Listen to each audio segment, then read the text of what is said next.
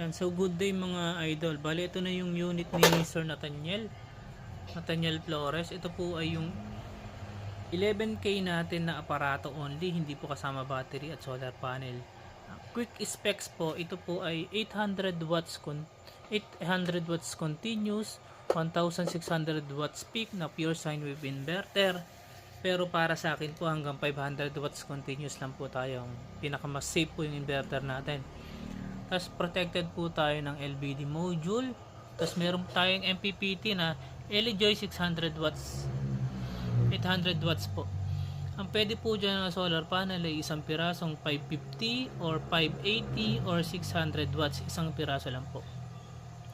Tapos ang battery po na pwede dito ay ang maximum po niya ay 100 Ah para mapuno po yung solar panel natin.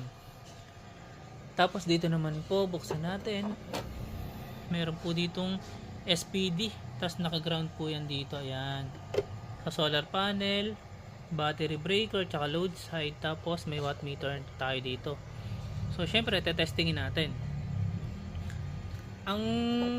Syempre, ito pang basic appliances mga idol, no? Mga TV, electric fan, ilaw, rep na inverter type, pwede po dito, washing machine. Basta hanggang 500 watts continuous lang tayo mga idol, no? Nang hindi sabay-sabay mga idol. Hanggang 500 watts continuous. So testingin natin. Ang pante-testing natin isang electric fan. Torture test to mga idol, no?